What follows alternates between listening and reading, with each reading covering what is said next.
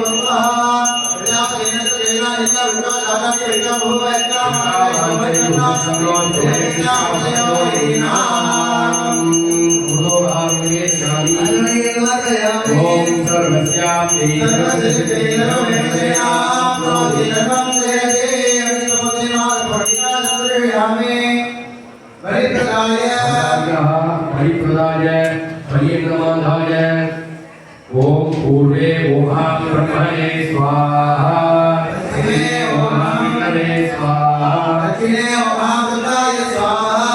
ओम ईश्वराय स्वाहा ओम वेंकटाय वज्रादिते स्वाहा ओम प्रक्षाल्य नादे पुष्पे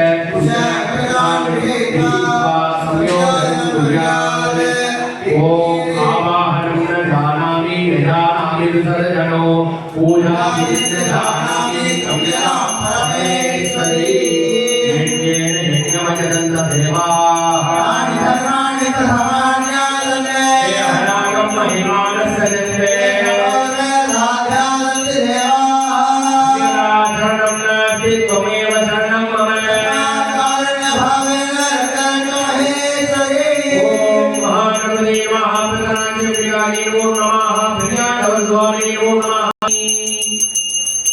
ओम सहस्रविधमायुक्तं सुगन्धं मनोहरं महादेवनामग्रामयामि अघोरेभ्यो घोरेभ्यो घोरघोरसेभ्यः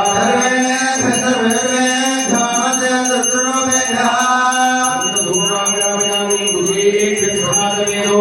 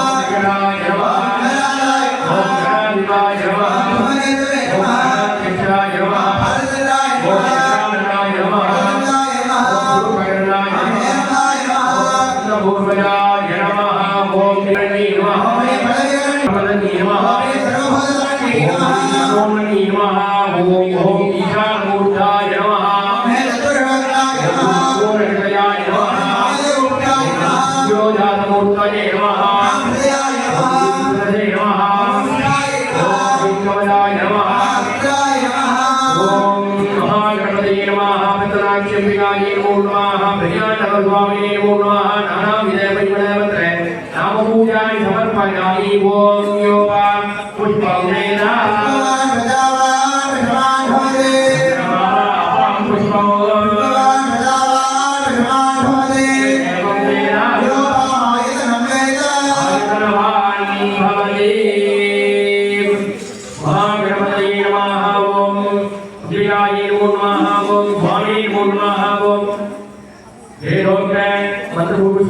समर्पयामि अग्निवे पुरोहितं यज्ञस्य देवपुत्रं होदारमधानमं इदेवदेता आयस्वायस्वायस्देवोत्सविता प्रार्थे रुद्रक्षमाय नर्मणे अग्नाय हिरिये गणानामिराये विवादासिद्धिवैहि चन्नाय वेरभटयाम भवद्गीते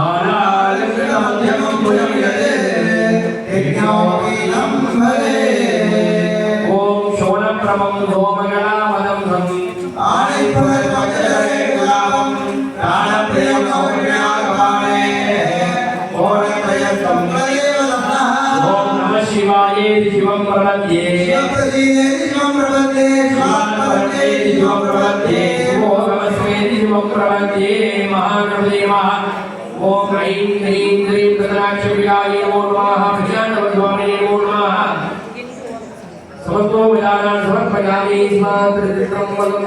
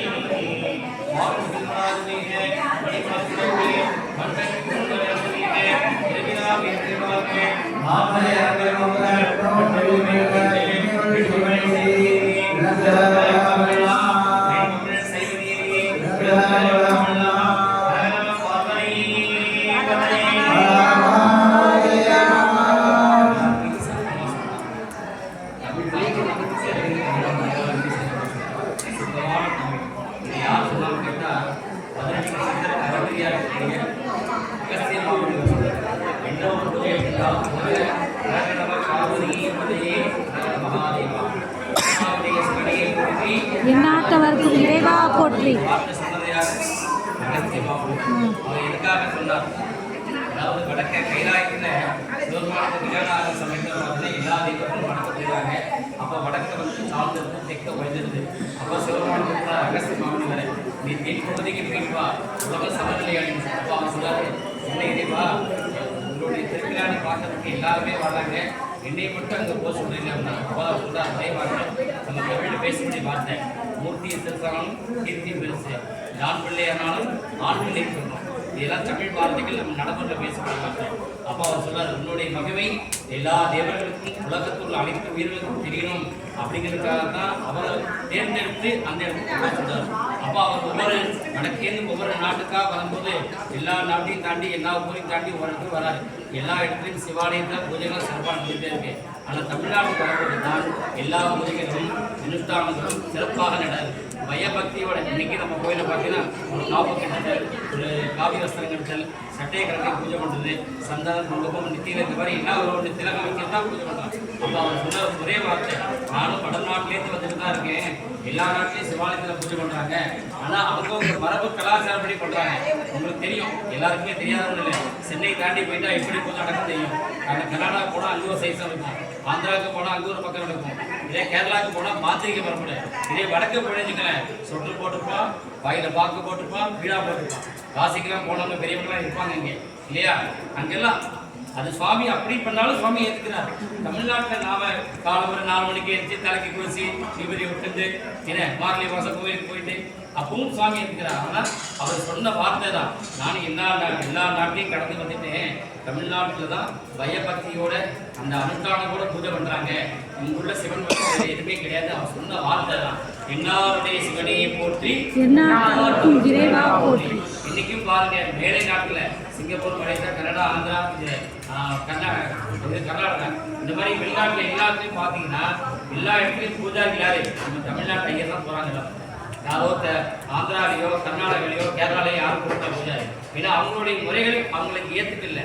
ஏன்னா வெளிநாட்டிலுமே நம்ம தமிழில் இருந்து தான் இருக்காங்க, தமிழ் முறைப்படி தான் பூஜை பண்ணணும் அப்படிங்கிறதுக்காக தான் இன்றைக்கும் எல்லாருமே நம்ம பாடசாலை வாரியாக தான் அங்கே சிங்கப்பூர், மலேசியா போகிற காரணமே அதுதான் காரணம். ஏன்னா அதுக்குள்ள மக்கள் எதையாவது விரும்புகிறாங்க இந்த மாதிரி புத்த சத்தம். அதாவது ஒரு சாஸ்திரத்தில் ஒரு பலன் சொல்லுவாங்க, தீவிரங்கள் ஏற்ற வாழ்க்கை பிரகாசிக்கும், மந்திரங்களுக்கு அதிகமாக சொல்லுவோம், தெய்வ உற்சாகம் அதிகமாக இருக்கும், யாவங்களுக்கு அதிகமாக செய்யணுமோ அந்த வீடு நாளும் சுபிட்சமாக இருக்கும்.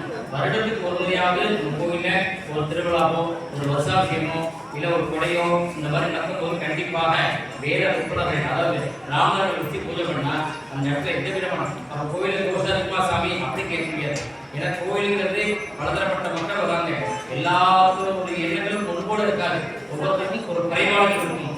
அப்போ ஒருத்தருக்கு நடந்திருக்கலாம், ஒருத்தருக்கு காலதாமதமாக ஆகலாம். அப்போ அவங்களுடைய ஏற்றங்கள் என்ன வேணும் அது ஒரு குறைபாடாக இருக்கும். புரியுதா அவங்களுக்கு? இங்கே தோஷமும் கிடையாது, ஆலயத்தில் அம்மாவுக்கு எந்த விதமான தோஷம் கிடையாது. இருந்தாலும் காரியங்கள் நடக்கலே சில மனசில் என்ன போது ஏற்கும் போது அது ஒரு குறையாக இருக்கலாம். அதனால தான் பிரச்சனை போட்டு பார்க்கறதுமே அப்படின்னு சொல்லுவாங்க. ஆனால் அதெல்லாம் பார்க்கறது அவசியமே இல்லை. அம்பாவுக்கு பரிபூர்ணமாக நித்தியபடி பூஜை பண்ணி வருடத்துக்கு ஒரு முறை யாகம் செஞ்சு நல்ல அபிஷேகம் அலங்காரம் அன்னதானங்கள் இந்த மாதிரி செஞ்சாலே அம்பாள் பரிபூர்ணமாக ஆனந்தமாக எடுத்துருப்பான். அதனாலதான் சொல்லுவாங்க, சாமி இன்னைக்கு தெரிஞ்சு நாங்கள் பண்ணுறோம் சாமி அப்படிலாம் கிடையாது, தெரிஞ்சதை பண்ணாலும் நீங்கள் தெரிஞ்சு செய்யணும்னு ஒரு சாஸ்திரம் இருக்கு. அதனால இன்னைக்கு எல்லா கோயிலுமே நல்லா சிறப்பாக நடத்திட்டு இருக்காங்க. அம்பாவுடைய அனுகிரகத்தோடு வெள்ளாசி அம்பாவுடைய அனுகிரகத்தோடு இங்கே வரக்கூடிய அனைத்து பக்தர்களுக்கும் வம்சாவளி பக்தர்களுக்கும் எல்லா காரியங்களும் சிறப்பாக நடைபெற வேண்டும். அம்பாவுடைய அருள் பரிபூர்ணமாக கிடைக்க வேண்டும். இன்னும் மேன்மேலும் இப்ப நாம் இருக்கிற நிலைமையோட நம்மளுடைய பேரை கூட்டம் இன்னும் உயர்ந்து இருக்கணும். வாழ்க்கையில பேரு புகழ் செல்வத்தை எல்லாமே உயர்ந்திருக்கும். ஏன்னா அந்த காலத்துல உங்க தாத்தா பாரு பூஜை பண்ணிட்டு போது கோயில் எப்படி இருந்தது, இந்த ஊரை எப்படி இருந்தது உங்களுக்கு தெரியும். இன்னைக்கு உங்களுடைய தலைமுறையில எடுத்து சேர்றதுக்கு உங்களுக்கு பெரிய பாக்கியம் அம்பாள் கொடுத்துருக்கா. இன்னும் உங்களுடைய பேரன் காலத்துல இதை விட சிறப்பா செய்யணும். மகாமண்டபம், ராஜகோபுரம், இன்னும் நெருங்கிய ஏகப்பட்ட விஷயங்கள் நெருங்கிய வரணும். அம்பாவோட அனுகிரகத்துல பரிபூர்ணமா நடக்கணும் பிரார்த்தனை பண்ணிட்டு இப்ப மகா தீர்மானம் செய்யணும். ஹர நம பார்வதி பதையே